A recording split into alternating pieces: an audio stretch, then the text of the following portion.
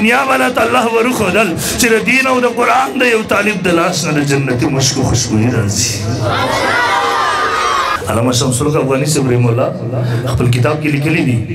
دارالعلوم دیوبند کې د افغانستان یو طالب هغه زمانه کې وفات شو همالته هندوستان کې دفن کړو ول سمو د بس 6 مهینې بعد خپل خپلوان پسې راغله دارالعلوم انتظامیه اجازه غوښتو ول موږ د خپل بچی لا شو واسو هغه وړو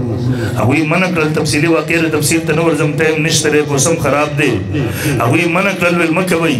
دیو منع نه شو قاري طیب صاحب رحم الله دارالعلوم محتمم و هغه ورته غوسه شو ول ظالمانو د الله راز مخ ښکاره کوئ قلار شئ دیو قلار نه شو قبر یې کلاو کو او کله چې قبر کلاو کو علامه افغاني لیکلی دي ول هغه طالب لاش روغ جوړ صحیح سالم تر و تازه حشاش وشاش و کفن یې خیرن شوی ده هغه د جسم نه د مشکو خوشبويي راتلله او کله چې به دا تابوت کې بند کو په دا بارډر باندې اړو ول کسټم والا پسې راغله دیو ته وایي تاسو به تابوت کې سمګل کوئ هغه ورته نه موږ سمګلینګ نه کوو دا خو یو طالب لاش دی هغوی چې کله هغه تابوت کلاو کو دننه ګوري یو طالب العلم حشاش بشاشه چهره تر و تازه جسم روغ جوړ صحیح سالم په پاک صاف کفن کې پروت دی دنیا والا ته الله ورښودل چې د دین او د قرآن د یو طالب د لاس نه د جنتي مشکو خوشبويي راځي.